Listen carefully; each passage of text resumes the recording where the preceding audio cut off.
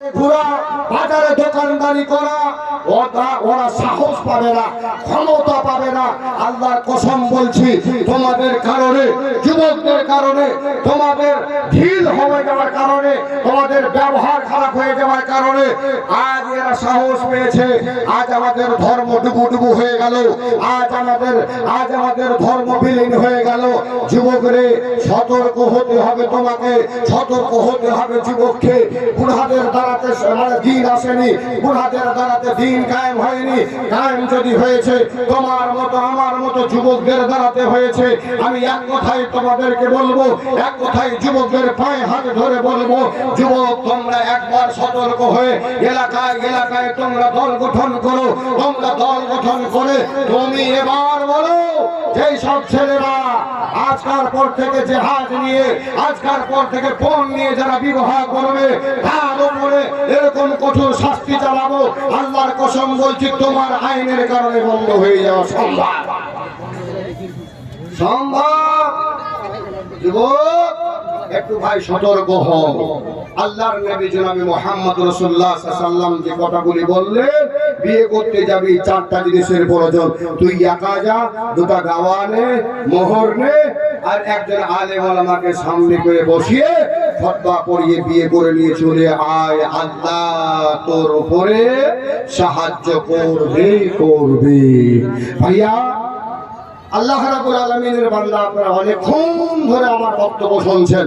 বক্তব্য আমার লম্বা আছে। জি, এই বক্তব্যে বিয়ে করলে 12 থেকে 14টা শুধু ফায়দা আছে। বিয়ে করলে কে বলছে বিয়ে করলে লাভ নেই? জি, বিয়ে করলে লাভ কে বলছে নাই? 12 থেকে 14টা শুধু লাভ আছে। জি, চটচট করে কয়েকটা লাভের কথা আপনাকে বলে দিই। বলে দেওয়ার পরে ইনশাআল্লাহ আমার বক্তব্য আমি ইতি করার দিকে যাচ্ছি। টাইম আমার হয়ে আসছে, বাকিটা আমার চিরকুট আছে, সভাপতি চিরকুট দেবে না, টাইম দেখছে, কথা বলছি।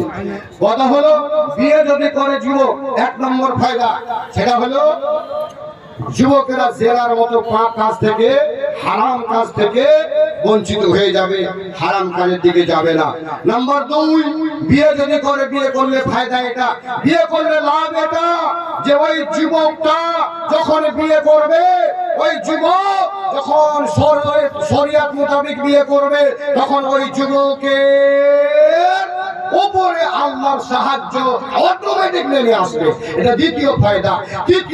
তৃতীয় লাভ হচ্ছে যে যখন যুবক বিয়ে করে, তখন যুবক বিয়ে করার আগে অর্ধেক ঈমানওয়ালা হয়ে থাকে, যখনই বিয়ে করে নেয় তখন পূর্ণ ঈমানওয়ালা হয়ে যায়। নাম্বার 3, নাম্বার 4, যখন যুবকেরা বিয়ে করে আর বিয়ে করার পর যখন সন্তান হয়, এই সন্তানের উপরে আল্লাহ রাব্বুল আলামিনের নবী কিয়ামতের ময়দানে গৌরব করবেন, দেখো আমার উম্মত কত, আমার উম্মত কত। এই জন্য নবী বলেছেন, যখন বিয়ে করবে তখন তোমরা ওই সব খানদানে বিয়ে করিও যেই সব খানদানের মেয়েরা ছেলে বেশি জন্মায়, ছেলে বেশি দেয়, ওই সব মেয়েকে বিয়ে করিও। নাম্বার 5, যখন তুমি বিয়ে করে নেবে, আল্লাহ এবং আল্লাহ রাসূল তোমার প্রতি সন্তুষ্ট হবে। নাম্বার 6, যখন তুমি বিয়ে করবে, আল্লাহ রাব্বুল আলামিনের সামনে তুমি পাক পবিত্র হয়ে তুমি মিলতে পারবে, তুমি একদম পবিত্র অবস্থায় গিয়ে আল্লাহর সাথে মুলাকাত করতে পারবে।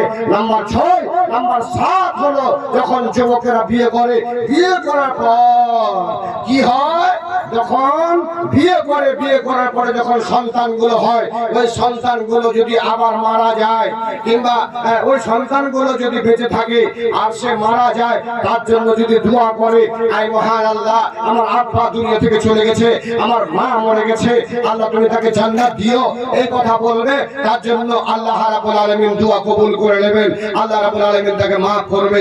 7 নম্বর হলো সন্তান তার জন্য দোয়া করবে, এটা একটা ফায়দা। নাম্বার 8, ওই সব লোক যারা বিয়ে করবে, বিয়ে করার পরে যখন কচি কচি বাচ্চা যখন হয়, ওই বাচ্চাগুলো যদি মারা যায়, কাল কিয়ামতের মাঠে ওই বাচ্চাগুলো বাপের জন্য, মায়ের জন্য সুপারিশ করবে। নাম্বার 9, যখন কোন মানুষ বিয়ে যখন করে, বিয়ে করলে তার 9 নম্বর ফায়দা, 9 নম্বর লাভ হলো এটা, সেই লোকটা যতটা ওই ছেলে মেয়ের উপরে খরচ বরচ করবে, সম্পূর্ণ খরচ বরচের নেকি আল্লাহ রাব্বুল আলামিনের কাছে পাবে। নাম্বার 10, যেই ছেলে মেয়েরা বিয়ে করে, বিয়ে করার পরে তার যা অসুবিধা থাকে ওই অসুবিধা ওই মেয়েটা আসার পরে রান্না বাড়ার কাজে, বাড়ির কাজে সাহায্য পায়, যত রকমের ঝামেলা থেকে মুক্ত হয়ে যায়। নাম্বার 11, যখন যুবক যখন বিয়ে করে যখন বাড়িতে আনে, বাড়িতে আনার পর এই যুবক সেই মেয়েটাকে বাড়িতে রাখে, বাড়িতে রাখলে ওর বাড়ির যত কাজ কর্ম দায়িত্ব সে পালন করে। এই করতে করতে 12-14টা শুধুমাত্র লাভ আছে যদি বিয়ে করে। আর মুসলমানদেরকে আল্লাহর নবী জনাবে মুহাম্মদ রাসূলুল্লাহ সাল্লাল্লাহু আলাইহি ওয়াসাল্লাম বৈরাগী হতে মানা করেছেন, বৈরাগী হয়ে থাকতে মানা করেছেন। বিয়ে করতে বলেছেন, তোমাকে বিয়ে করতে হবে। আমি নবী মুহাম্মদ রাসূলুল্লাহ সাল্লাল্লাহু আলাইহি ওয়াসাল্লাম আমি বিয়ে করেছি, তোমাকে বিয়ে করতে হবে, বৈরাগী হয়ে থাকলে চলবে না। তাহলে ভাইরা আপনাদেরকে বলবো, যুবকদেরকে বলবো, যুবকরা রে আপনারা একটু সতর্ক হন। আপনারা এইভাবে যদি সতর্ক হয়ে যেতে পারেন, আল্লাহর কসম বলছি, গরিব লোকগুলা কাঁদবে না, গরিব লোকগুলা কোনো সমাজে চোখের পানি ফেলবে না। হে বাপ, গরিবের মেয়েরা কোনো ছেলের সাথে চলে যাবে না, বাইরে ঘরে পালিয়ে যাবে না। এদেরও বিয়ে হবে যখন বিয়ের ভিতরে নরমালি চলে আসবে। আল্লাহর কসম বলছি বন্ধু, এটা আপনাদের দ্বারাতে হতে পারে, যুবকদের দ্বারাতে হতে পারে। আমি আপনাদেরকে বলছি এটা মাদ্রাসা জলসা। অনেকক্ষণ কথা বললাম এবং কি আমি যে কথাগুলি বললাম সেটি কোরআন এবং হাদিস থেকেই বলেছি। আলহামদুলিল্লাহ, এগুলি ফায়দা হবে, লাভ হবে। আপনাকে গান শোনাতে আসিনি, গানও শোনালাম না, গাজালও শোনালাম না। যতটা আমার সম্ভব হলো, আমার মাওলা আপনাকে যতটা বলাবার তৌফিক দিয়েছে ততটা বললাম। এগুলিতে অনেকটা আপনাদের লাভ হবে ভাইজান। তাই আপনাদেরকে বলছি, মাদ্রাসার জন্য আপনারা কিছু কিছু করে সাহায্য, 2000, 5000, 1000, 500 টাকা এরকম করে মাদ্রাসার জন্য একটু সাহায্য দেন। আপনাদের মূল্যবান হাতটাকে একটু বাড়ান, হাতটাকে বাড়িয়ে মাদ্রাসার দিকে একটু খেয়াল করে আপনার হাতটাকে বাড়িয়ে দেন।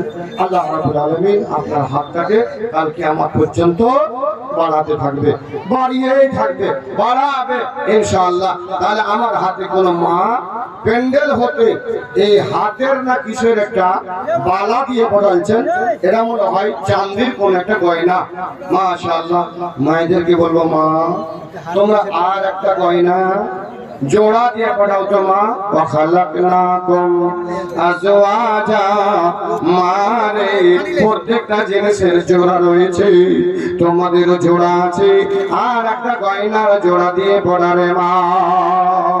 এ ভাইরা, আপনাদের কাছে বেশিক্ষণ থাকার মেহমান আমি আর নয়, অল্প টাইমের মেহমান। এর ভিতরে কোন যুবক রে আমার হাতে 2000 খানা টাকা একজন, 3000 খানা টাকা একজন, 5000 খানা টাকা একজন, 1000 খানা টাকা একজন আমার হাতে নিয়ে এসে দেবে রে যুবক, আপনাদের জান্নাত হবে। মহান আল্লাহ রাব্বুল আলামিন আপনাকে বিপদ থেকে বাঁচাবে রে বান্দা। আসুন, 5000, 3000, 2000। রহিম জমাদারের বাবা, রহিম জমাদারের আব্বা আমার হাতে 7000 টাকা দিয়ে পাঠাইলেন। মাওলা, আমার ভাইজান কি যেন 7000 খানা টাকা দিয়ে পাঠিয়েছে রে মাওলা। যোগ্য বাপ